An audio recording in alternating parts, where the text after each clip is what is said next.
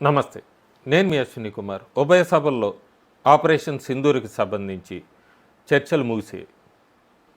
Congress party నుంచి అట్లాగే విపక్షాల నుంచి కూడా ప్రశ్నలు లేవనెత్తారు. దానికి ఎన్డీఏ అలయన్స్ నుంచి కూడా సమాధానాలు, ముఖ్యంగా రాజ్నాథ్ సింగ్, అమిత్ షా కేంద్ర హోంశాఖ మంత్రి, అట్లాగే ప్రధానమంత్రి నరేంద్ర మోడీ, వీళ్ళందరూ కూడా వాటికి రిప్లై ఇచ్చారు.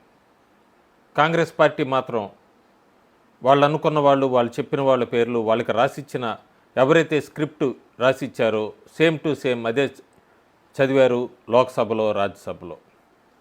శశి తరూర్ లాంటి వాళ్ళని, ఎందుకంటే డెలిగేట్స్గా వెళ్ళారు విదేశాలకి, ఆపరేషన్ సింధూర్ పహల్గామ్ అటాక్ దీని గురించి చెప్పడానికి, అలాంటి వాళ్ళు నోరు నొక్కేశారు.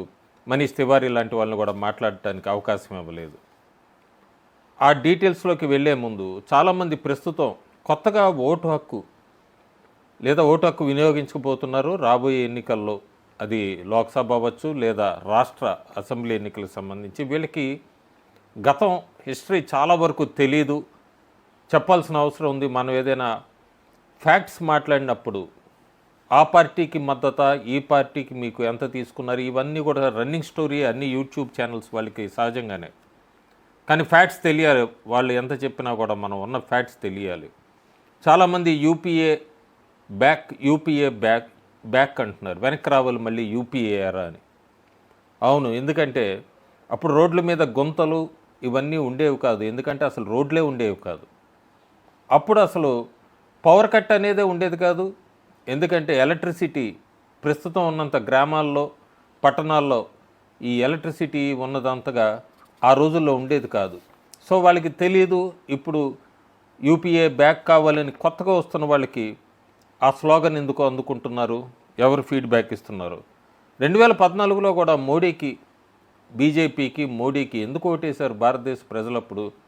వాళ్ళంతా కూడా రామ్ మందిర్ టెంపుల్ పూర్తవ్వాలని, ఆర్టికల్ 370 రద్దు కావాలని చెప్పి, అట్లాగే నక్సలిజం ఇవంతా కూడా ఎండ్ అవ్వాలని, బంగ్లాదేశీలు, రోహింగ్యాసు, ఇలా ఇల్లీగల్ మైగ్రెంట్స్ అందరూ కూడా మళ్ళీ వాళ్ళ దేశాలకు వెళ్ళిపోవాలి, ఇన్ఫ్రాస్ట్రక్చర్ డెవలప్ అవ్వాలి, ఎకానమీ డెవలప్ అవ్వాలి, భారతదేశం అన్ని రంగాల్లో ముందుకు వెళ్ళాలి, ఇవన్నీ అంటూ కూడా స్ట్రాంగ్ డిఫెన్స్ సిస్టమ్ ఉండాలి, ఇవన్నీ అని అప్పుడు ఓటేశారు. ఎందుకంటే గతంలో కాంగ్రెస్ పార్టీ రూలింగ్ అంతా 10 సంవత్సరాలు చూశాక.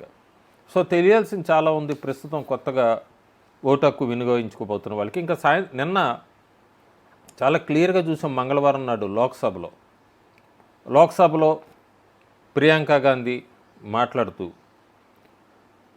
ఎంత ఆ డిఫరెన్స్ రిలీజియన్కి సంబంధించినప్పుడు వీళ్ళు ఎట్లా ఉపయోగించుకుంటారు, ఆ మాటని ఎట్లా తిప్పుకుంటారు ఏంటి అనేది రాహుల్ గాంధీ కానీ ప్రియాంక గాంధీ కానీ చాలా క్లియర్గా కనబడుతుంది.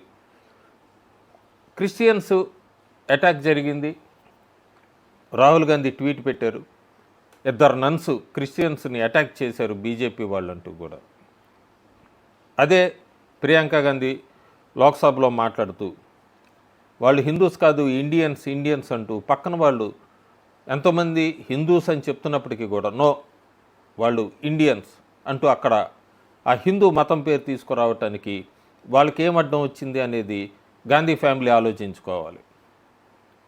వీళ్ళు సెక్యులర్ అని చెప్పుకుంటారు, మరి అక్కడ పహల్గామ్లో క్లియర్గా నీదే మతం అని అడిగి 25 మందిని కాల్చి చంపినప్పుడు ఆ ఫ్యాక్ట్ చెప్పడానికి వీళ్ళకి ఏమడ్డొచ్చింది? ఇవే నేను లోక్సభలో కొత్తగా ఇంకా ప్రధానమంత్రి చెప్పిన సమాధానం, ఆ రిప్లై అంతా కూడా అందరం చూసాం. కాకపోతే ఎవరెవరు ఎట్లా మాట్లాడారు, ఏంటి అక్కడ ఏం జరిగింది? కాంగ్రెస్ పార్టీ చెప్పినట్టుగానే శశి తరూర్, మనీష్ తివారీ లాంటి వాళ్ళకి ఇవ్వలేదు. కానీ ఈ గౌరవ్ గొగోయ్ అస్సాంకి సంబంధించిన ఎంపీ, ఆయన క్లియర్గా స్క్రిప్ట్ 1-2 రోజుల ముందు ఎవరైతే ట్వీట్ చేశారో కాంగ్రెస్ పార్టీకి సపోర్ట్గా ఉన్న వాళ్ళు, అదే స్క్రిప్ట్ ఆయన చదివాడు. కాకపోతే ఆయన గుర్తుపెట్టుకోవాల్సింది, ఆయన భార్య ఇంకా కూడా ఇండియన్ సిటిజన్షిప్ తీసుకోలేదు, 12 సంవత్సరాలైంది. ఇలాంటివి వాళ్ళు లేవనెత్తాల్సిన పాయింట్. ఎందుకు తీసుకోలేదు వాళ్ళ భార్య 12 సంవత్సరాల నుంచి భారతదేశపు పౌరసత్వం అనేది ఆయన ఆలోచించుకోవాలి. లోక్సభలో భారతదేశాన్ని విమర్శించే ముందు, భారతదేశపు ఆర్మీని విమర్శించే ముందు. అలాగే 2 వీడియోస్ పెడతాను, కుదిరితే లేదంటే స్క్రీన్ షాట్ పెడతాను. పాకిస్తాన్కి సంబంధించిన వాళ్ళు, పాకిస్తాన్ లీడర్సు, రూలింగ్లో ఉన్నవాళ్ళు, అధికారంలో ఉన్నవాళ్ళు, అట్లాగే ప్రతిపక్షంలో ఉన్నవాళ్ళు వీళ్ళందరూ కూడా పాకిస్తాన్ ఆర్మీని ఈ ఆపరేషన్ సింధూర్ అప్పుడు తీవ్రంగా విమర్శించారు. పార్లమెంట్లో విమర్శించి భారతదేశపు ఆర్మీ ఇట్లా స్ట్రైక్ చేసిందని చెప్పారు. సో శత్రుదేశం పాకిస్తాన్కి సంబంధించిన వాళ్ళే వాళ్ళ పార్లమెంట్లో ఒప్పుకున్నప్పుడు మన పార్లమెంట్లో కాంగ్రెస్ పార్టీకి సంబంధించిన లేదా ఇండియన్ అపోజిషన్ భారతదేశ ప్రతిపక్షాలు చప్పట్లు కొట్టడానికి కూడా మన భారతదేశపు ఆర్మీకి చప్పట్లు కొట్టడానికి కూడా మనసు రాలేదు. ఆలోచించుకోవాలి వీళ్ళు మన భారతదేశపు ఆర్మీకి ఎట్లాంటి గౌరవం ఇస్తున్నారనేది. చరిత్ర తవ్వటానికి ప్రయత్నించే ప్రతిపక్ష నాయకుడు రాహుల్ గాంధీ అసలు యుఎన్ పర్మనెంట్ సీటు డిక్లైన్ చేసింది ఎవరు అనేది రాహుల్ గాంధీ చెప్పాలి. నేపాల్ ఇండియాతో జాయిన్ కాకుండా అడ్డం పడింది ఎవరు? 93,000 మంది జవాన్లని వాళ్ళకి అప్పగిచ్చేసింది పాకిస్తాన్కి ఉత్త చేతులతో ఎవరు? 1971లో ఆయన చెప్పాలి. 3,500 స్క్వేర్ కిలోమీటర్స్ పాకిస్తాన్ టెరిటరీని బ్యాక్కి అప్పగిచ్చేసింది ఎవరు అన్నది ఆయన చాలా క్లియర్గా చెప్పాలి. అంతదాకా ఎందుకు? మన మోస్ట్ ఫేవర్డ్ నేషన్ పాకిస్తాన్కి మోస్ట్ ఫేవర్డ్ నేషన్ అనే స్టేటస్ ఇచ్చింది ఎవరు? Congress party. Indus water treaty sign చేసింది ఎవరు? Congress party. Part of Kashmir POK దాన్ని ఎవరిచ్చారు? కాంగ్రెస్ పార్టీ. సియాచిన్ టు పాకిస్తాన్కి ఎవరిచ్చారు? కాంగ్రెస్ పార్టీ. ఇవన్నీ చెప్పుకుంటూ వస్తే చాలా తప్పులు ఈరోజు వచ్చి వాళ్ళంతా కూడా మోడీ చేయాలి, మోడీ పేరు మీద అంటూ మోడీని విమర్శించటం హాస్యాస్పదం అనిపిస్తుంది. ఇందిరాగాంధీ గురించి కూడా మాట్లాడాడు ప్రతిపక్ష నాయకుడు. ఐరన్ లేడీ అనే ఆర్మీని, భారతదేశపు ఆర్మీని అట్లా విదిల్చి పాకిస్తాన్ ఆర్మీని ఫ్రీజ్ చేసేసింది.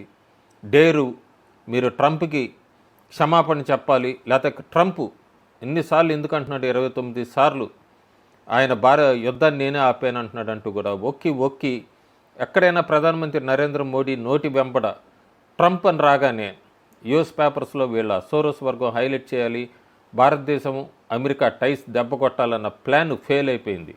కాకపోతే అక్కడ ఫ్యాక్ట్లో ఇందిరాగాంధీ ఐరన్ లేడీ అని చెప్పుకుంటూ వస్తున్న ఇందిరాగాంధీ ఏం చేశారు? అప్పుడు 1971 ఆ యుద్ధం ఇండియా పాకిస్తాన్ యుద్ధం. అప్పుడు డిసెంబర్ 5, 1971లో డిసెంబర్ 3 యుద్ధం.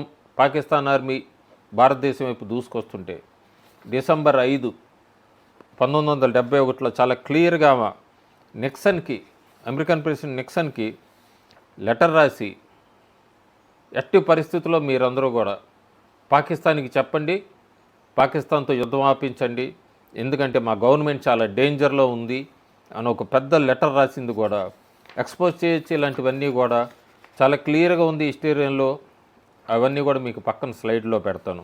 చాలా క్లియర్గా ఉంది. డిసెంబర్ 3వ తారీఖే ఎట్టి పరిస్థితుల్లో యుద్ధాన్ని ఆపండి అని అడుక్కొని చెప్పచ్చు. డైరెక్ట్గా ప్లెడ్జ్డ్ అంటున్నారు. అక్కడ వర్డ్స్ కరెక్ట్గా ప్రెసిడెంట్ నిక్సన్ని రాసింది. ఇలాంటి ఇందిరాగాంధీని రాహుల్ గాంధీ మాట్లాడుతూ కూడా ఆయన చెప్పుకుంటూ వస్తున్నాడు. చాలా గట్టి ఐరన్ లేడీ బేఫిటింగ్ రిప్లై ఇచ్చిందని.